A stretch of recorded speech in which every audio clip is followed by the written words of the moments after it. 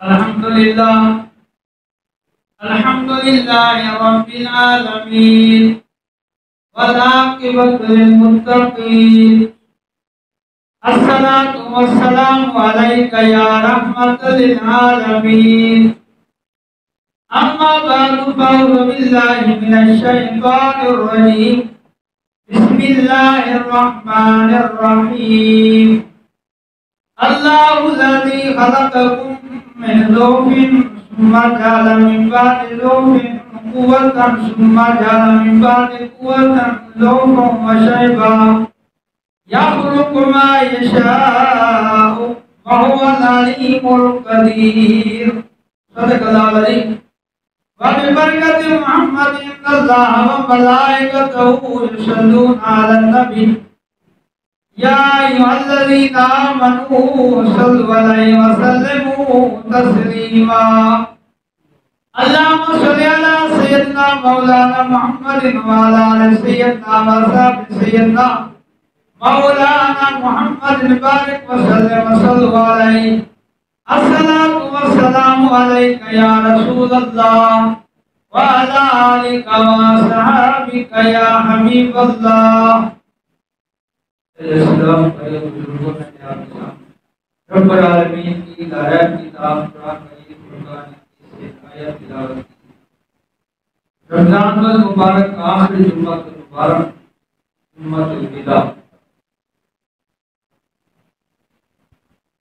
اللہ تبارک و تعالی نے ہفتے کے 8 دن بنائے اس میں جمعہ المبارک فضیلت 1,24,000 پیغمبر بھیجے آخری نبی حضرت محمد صلی اللہ علیہ وآلہ وسلم کو سب انبیاء کرام پر فضیلت اتنی کتابیں بھیجی 4 کتابوں کا ذکر قرآن مجید میں ملتا ہے سب کتابوں پر فضیلت قرآن مجید کو دی اللہ تبارک و تعالیٰ کی یہ دستور ہے ایک کو ایک پر فضیلت دیتا ہے پھر رب کائنات نے فرمایا اللہ الذی خلقکم من بعد ضعف اللہ تبارک و تعالیٰ وہ ذات ہے جس نے تمہیں پیدا کیا جب تم پیدا ہوئے تھے تم کمزور تھے ثم جعل من بعد ضعف قوة پھر وہی قادر مطلق نے تمہیں کمزوری سے طاقت دی پہلے کمزور تھے کمزوری کی یہ حالت کہ بچہ اپنے والدین کا اور امداد کا محتاج ہوتا ہے پھر اللہ تبارک و تعالیٰ اس کو جوانی دیتا قوت پھر وہ جوانی کے عالم میں آتا ہے ثم جعل من بعد قوة ضعف شیبا پھر اللہ تبارک و تعالیٰ جوانی کے بعد بڑھاپا دیتا ہے یہ کمزوری دکھاتا ہے یہ رب کائنات کی یہ دستور ہے یہ قانون فطرت ہے ایک درخت کا پودا انسان لگاتا ہے پہلے وہ چھوٹا سا پودا ہوتا ہے اس کی رکھوالی کی جاتی ہے اس کو کھاد پانی وغیرہ دیا جاتا ہے پہلے وہ کمزور ہوتا ہے ہوا سے اڑ جاتا ہے پھر جب وہ طاقتور بن جاتا ہے پھر وہ لوگوں کو سایہ دیتا ہے جب وہ کمزور ہوتا ہے تھوڑے سے ہوا آئی تو وہ اڑ جاتا ہے جب وہ طاقتور ہو جاتا ہے پھر اس کو اکھاڑنے کے لیے ہمیں بندے بلانے پڑتے ہیں یہ قانون فطرت ہے رب کائنات نے پہلے کمزوری دیتا ہے پھر طاقت دیتا ہے پھر اس کے بعد پھر کمزوری دیتا ہے اللہ تبارک و تعالیٰ اپنی شان قدرت دکھاتا ہے جمعہ الوداع اس کی اہمیت اور فضیلت ویسی ہے جیسے باقی جمعہ المبارک کی ہے اس جمعہ الوداع میں بدعات بھی پائی جاتی ہے اس کے کوئی علیحدہ فضیلت نہیں کوئی علیحدہ وظائف نہیں کوئی یہ کہتا ہے کہ جمعہ الوداع کے دن اگر 4 رکعتیں پڑھنے قضاء عمری ہو جاتی ہے یہ غلط ہے جو انسان و ایمان والوں پر نماز قضا ہے وہ قضا ویسے پڑھیں گے جیسے حضور کا اور اللہ کا حکم ہے جمعہ الوداع صرف اس بات کا اشارہ کرتا ہے کہ اے لوگوں جو تمہارے پاس رمضان المبارک کا مہینہ آیا تھا اب وہ آخری عشرے میں داخل ہو چکا ہے وہ تم سے رخصت ہونے والا ہے لہٰذا جمعہ المبارک اس بات کی طرف اشارہ کرتا ہے کہ جو کچھ ہم نے اس رمضان المبارک میں کیا روزے رکھے اللہ کا خوف دل میں رکھا اللہ کے خوف سے حرام بھی نہیں کھایا اور حلال بھی نہیں کھایا اب اللہ تبارک و تعالیٰ یہ چاہتا ہے پھر اس کا سلسلہ باقی 11 مہینے میں بھی نظر آئے جس طرح تم نے رمضان المبارک میں مساجد کو بھرے اللہ کے گھر میں آئے اللہ کا فرض ادا کیا اسی طرح باقی 11 مہینے لیے تم نے نمازیں پڑھی ہیں۔ وہ خدا جس نے رمضان المبارک میں نماز فرض کی ہے، باقی 11 مہینوں میں بھی اسی خدا نے نماز فرض کی ہے۔ ہم اپنی مرضی کا دین نہ بنائیں، وہ دین کو رسمن بھی نہ بنائیں۔ وہی خدا نے باقی 11 مہینے بھی نماز فرض کی، جس خدا نے رمضان المبارک میں نماز فرض کی۔ اللہ تبارک و تعالیٰ نے یہ رمضان المبارک کا مہینہ اس لیے بھیجا کہ لعلکم تتقون، تاکہ تمہارے اندر تقویٰ پیدا ہو، خوف خدا پیدا ہو۔ حضور اکرم نور مجسم شافی محشر صلی اللہ علیہ وآلہ وسلم نے حضرت امام حضرت احمد بن حنبل رضی اللہ تعالیٰ عنہ، حضرت معاذ بن جبل رضی اللہ تعالیٰ عنہ، صحابی رسول ہیں، حضور اکرم نور مجسم شافی محشر صلی اللہ علیہ وآلہ وسلم نے حضرت معاذ بن جبل رضی اللہ تعالیٰ عنہ کو 10 نصیحتیں کی۔ وہ معاذ بن جبل رضی اللہ تعالیٰ عنہ جو نبی کے پیارے صحابی ہیں، عمر بن خطاب رضی اللہ تعالیٰ عنہ کے دور خلافت میں ان کو ملک شام کی طرف روانہ کیا تھا۔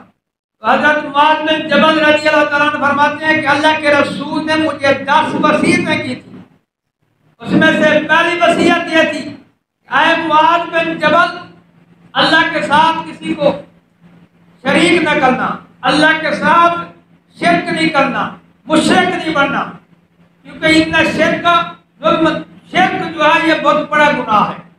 رب کائنات کے رسول نے، رسول اکرم صلی اللہ علیہ وآلہ وسلم نے جو پہلی وصیت کی حضرت معاذ بن جبل رضی اللہ تعالیٰ عنہ کو، کہا کہ اے معاذ بن جبل، اللہ کے ساتھ شرک نہیں کرنا، کیونکہ شرک بہت بڑا گناہ ہے۔ نبی پاک علیہ السلام نے حضرت معاذ بن جبل رضی اللہ تعالیٰ عنہ کو جو دوسری وصیت کی کہ والدین کے ساتھ اچھا سلوک کرنا، اور قرآن بھی اس بات پر شاہد ہے، وَقَضَىٰ رَبُّكَ أَلَّا تَعْبُدُوا إِلَّا إِيَّاهُ وَبِالْوَالِدَيْنِ إِحْسَانًا۔ خدا نے فرمایا میرا یہ فیصلہ ہے کہ بندگی میری کرنی، عبادت میری کرنی ہے، میری بندگی اور میری عبادت کے بعد والدین کے ساتھ اچھا سلوک کرنا۔ سورۃ لقمان میں، سورۃ نساء میں، مختلف صورتوں میں والدین کے ساتھ اچھے سلوک کے 5 باتیں بتائیں گی۔ خدا نے صرف اس بات پر اکتفا نہیں کی کہ والدین کے ساتھ اچھا سلوک کرنا، بلکہ آگے تشریح کی کہ پہلا والدین کا حق ہے کہ ان کے سامنے نرم گفتگو کرنا، ان کے آگے نرمی سے اپنے بازو بچھانا، ان کے ساتھ اچھا سلوک کرنا، اچھی بات کرنا، نہ گواری والی کوئی بات نہ ہو۔ یہ 5 حقوق رب کائنات نے بتلائے، اور یہ خدا نے اپنی عبادت کے بعد والدین کا حسن سلوک اس لیے کہا کہ بندے کا جو پہلی تربیت گاہ ہے وہ والدین ہے۔ اگر بندے کا حسن سلوک والدین کے ساتھ اچھا تو باہر بھی اچھا ہوگا، اگر والدین کے ساتھ برا تو پھر باہر بھی برا ہوگا۔ رب کائنات نے دوسرا حق قرآن میں یہ کہا وَقَضَىٰ رَبُّكَ أَلَّا تَعْبُدُوا إِلَّا إِيَّاهُ وَبِالْوَالِدَيْنِ إِحْسَانًا۔ نبی پاک علیہ السلام کے زمانے میں ایک نوجوان آپ کی بارگاہ میں آیا اور مقدمہ دائر کیا، دعویٰ دائر کیا کہ اللہ کے رسول، میں کماتا ہوں، میری آمدنی ہوتی ہے، میری کمائی ہوتی ہے، میرا والد آتا ہے اور بغیر پوچھ کے میری کمائی سے لے کے خرچ کرتا ہے، مجھ سے پوچھتا نہیں، میری کمائی کو خرچ کرتا بغیر پوچھے۔ نبی پاک علیہ السلام نے حکم بھیجا، یوسف نے ڈاکٹر بھیجا تو اس کے والد کو بلا کر لے آؤ۔ جب والد کے پاس یہ پتہ چلا، والد کو یہ پتہ چلا کہ میرے خلاف میرے بیٹے نے دعویٰ کیا ہے، اس نے دل میں مختلف خیالات کیے، اس عربی اشعار اس نے کہے نہیں، مگر اپنے دل میں اپنے خیالات میں اس طرح کے شعر اس نے جمائے، زبان سے نہیں نکلے۔ وہ دکھ پر اتنے اشعار تھے کہ جب نبی پاک علیہ السلام کی بارگاہ میں آیا، اللہ کے رسول نے فرمایا ہے اللہ کے بندے، پہلے وہ شعر سنا جو تم نے بنائے ہیں بیٹے کے دکھ میں، جو بیٹے نے دعویٰ دائر کیا ہے۔ اس بندے نے عرض کیا اللہ کے رسول، میں نے اپنے وہ اشعار زبان سے نکالے نہیں ہیں، ابھی خیال میں جیل میں ہیں، مگر آپ کو کیسے پتہ چلا؟ نبی پاک علیہ السلام نے فرمایا اے اللہ کے بندے، جو ابھی تیرے دل میں وہ شعر آئے تھے، اشعار آئے تھے، تو نے زبان سے نہیں نکالے، مگر اللہ کو اتنے پسند ہے کہ وہ عرش معلیٰ پر پہنچے ہیں۔ اللہ کی طرف سے مجھے حکم آیا کہ اس بندے سے وہ اشعار سنو۔ نبی پاک علیہ السلام کی بارگاہ میں پھر اس نے وہ اشعار سنائے۔ رب لباب ان کا ترجمہ یہ تھا کہ اے میرے نوج، میرے بیٹے، میں نے تیری خاطر مزدوری کی، تیری ہر خواہش تیرے بیان کرنے سے پہلے پوری کرتا تھا۔ آپ دکھ برداشت کرتا مگر تجھے سکھ دیتا۔ آج تو نے میری خدمت کری تھی، تو نے میرے خلاف نبی کی بارگاہ میں دعویٰ کر دیا۔ تاجدار مدینہ صلی اللہ علیہ وآلہ وسلم نے فیصلہ سنایا، اے نوجوان، تیرے والدین کا تیرے اوپر بھی حق ہے، تیرے والدین، تیرے والد کا تیرے آمدنی، تیری کمائی کے اوپر حق ہے، وہ بغیر پوچھے لے بھی سکتا ہے، خرچ بھی کر سکتا ہے۔ یہ نبی پاک علیہ السلام نے فیصلہ سنایا۔ مختصراً یہ کہ والدین راضی تو خدا راضی، اللہ کا رسول راضی۔ اگر والدین ناراض، اللہ اور اس کا رسول بھی ناراض، اس کی کوئی عبادت قابل قبول نہیں۔ نبی پاک علیہ السلام نے تیسری وصیت فرمائی معاذ بن جبل کو، اے معاذ بن جبل، بغیر شرعی حجت کے، بغیر کسی شرعی وجہ کے جان بوجھ کر ایک نماز بھی قضا نہ کرنا۔ اگر تم نے ایک نماز بغیر شرعی عذر کے جان بوجھ کے قضا کر دی نہ پڑی تو اللہ کا ذمہ تیرے اوپر سے اٹھ گیا۔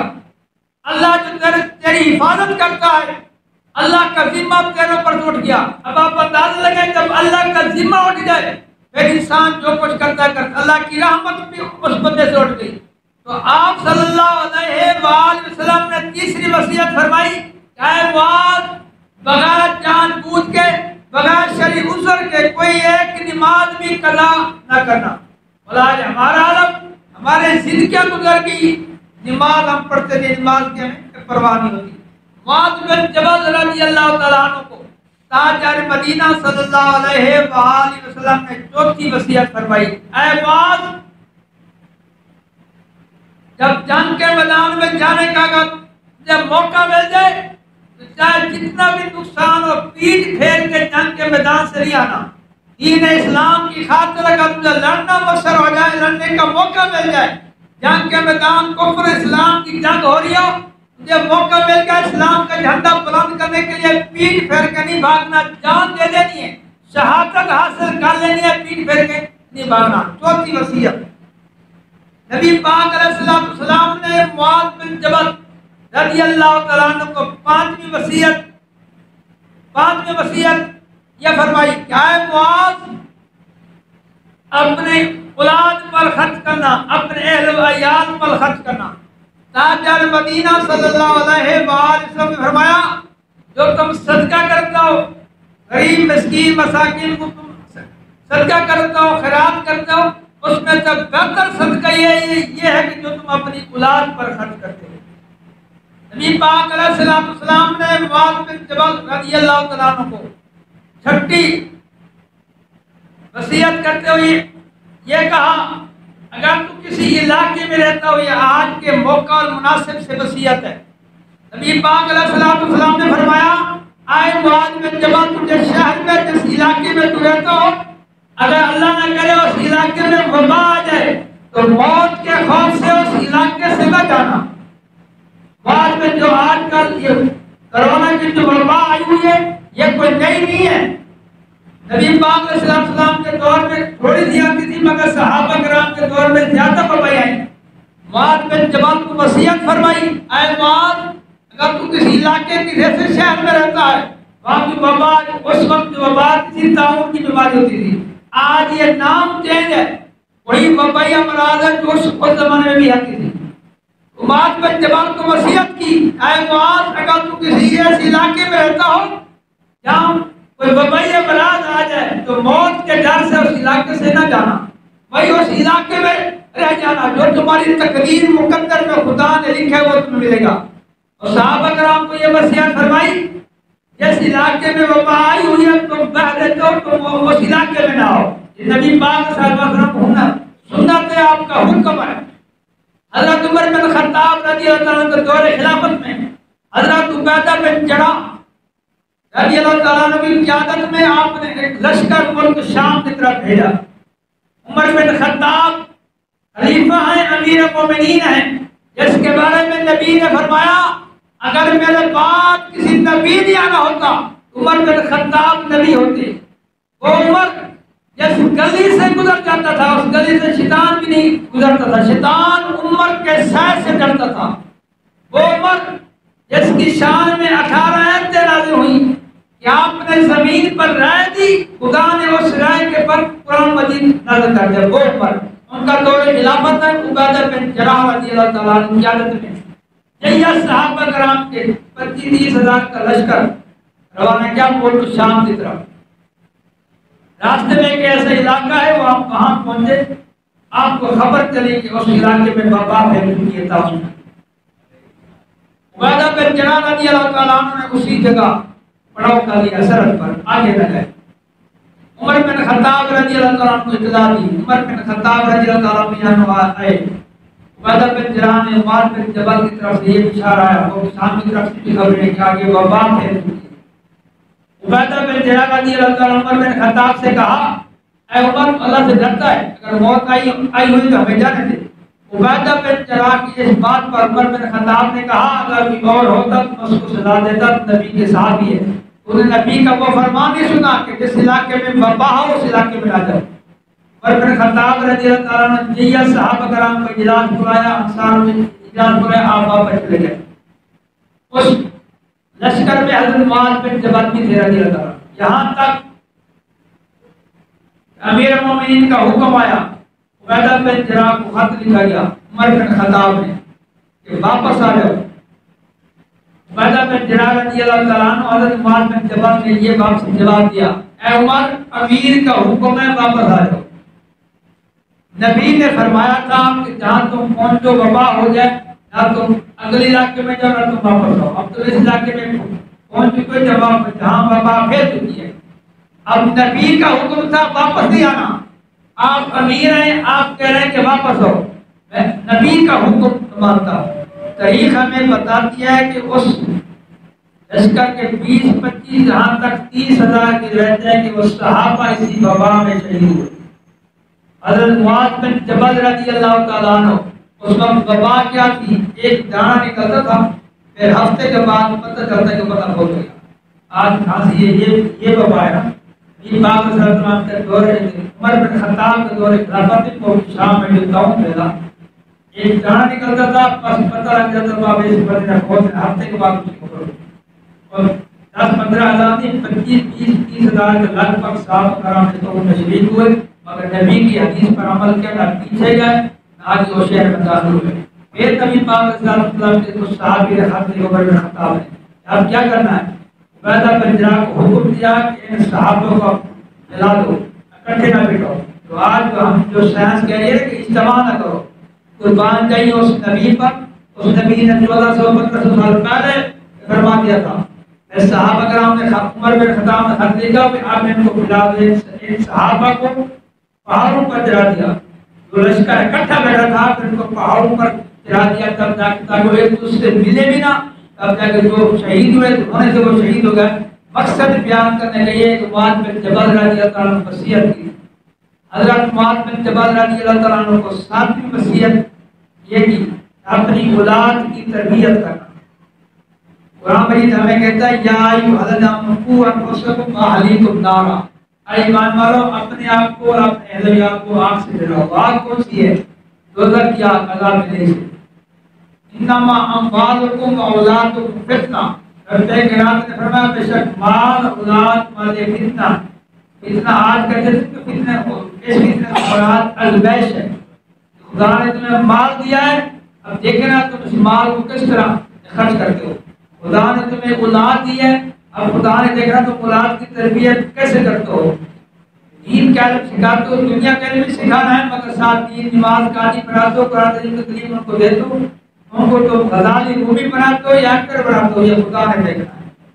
تاجدار مدینہ صلی اللہ علیہ وسلم کا یہ فرمان ہے جب انسان فوت ہو جاتا ہے اس کے جو باقی رہنے والا نیکیاں اس میں سے نیک اولاد بھی ہے.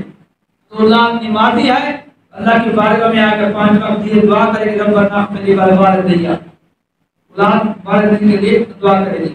نبی پاک علیہ الصلوۃ والسلام نے فرمایا 7ویں وصیت حضرت معاذ بن جبل کو, اے معاذ بن جبل اپنی اولاد کی اچھی تربیت کرنا. 8ویں وصیت, اے معاذ بن جبل اپنی اولاد کو اللہ اور اس کے رسول کی محبت سکھانا, اللہ اور اس کے رسول کی محبت سکھانا. 9ویں وصیت, اپنی اولاد کو اللہ کا خوف سکھانا, اللہ کا خوف. آج روزہ ہے, ہم پانی اس لیے نہیں پیتے, علیحدہ بندہ بیٹھا ہے, فریج پڑی ہے, ٹھنڈا پانی میں شروع کر سامنے پڑی ہیں, مگر اس لیے نہیں پیتے, کوئی نہیں دیکھ رہا, اس لیے پیتے کہ خدا دیکھ رہا ہے. خدا چاہتا ہے یہی جھلک, یہی رویہ باقی 11 مہینے بھی رہے. تم حرام آج تم حلال نہیں کھا رہے اللہ کے خوف سے, پھر باقی 11 مہینے حرام نہیں کھانا. ربی نبی پاک علیہ السلام کے پیارے صحابی معاذ بن جبل کو 10ویں وصیت یہ دی, اپنی اولاد کو اللہ کا خوف سکھانا, اللہ کا ذکر کرنے کی جو عادت دلانا. 7 سال کی عمر میں نماز سکھاؤ, 10 سال کی عمر میں ان پر سختی کرو. جب نماز کی تو سختی کرو, نماز پڑھے گے تو تمہارے لیے بھی دعا کریں گے, وہ اپنی دنیا میں اچھی بنائیں گے اور آخرت میں. حضرت معاذ بن جبل رضی اللہ تعالیٰ عنہ کی وہ 10 نصیحت تھی جو میں نے آپ کے سامنے بیان. آج جمعۃ الوداع ہے, جمعۃ الوداع ہمیں اس بات کا درس دیتا ہے. وہ جو رمضان المبارک کا مہینہ آیا تھا, آپ کو تم سے رخصت ہونے والا ہے. جمعۃ المبارک کی جو فضیلت ہے, اس کی ایک ایک گھڑی, ایک ایک لمحے, یہاں جھپکنے کی ایک گھڑی جتنی دیر میں 1 لاکھ مسلمان کو جہنم سے آزادی کے پروانے ملتے ہیں اور جنت کی ٹکٹ ملتی ہے. نبی پاک علیہ السلام نے ایک مرتبہ مسجد میں داخل ہوا, اپنے ممبر کے پہلے سیڑھی پر قدم رکھا, آپ نے فرمایا آمین. دوسری سیڑھی پر قدم رکھا اور آپ نے فرمایا آمین. تیسری سیڑھی پر قدم رکھا اور آپ نے فرمایا آمین.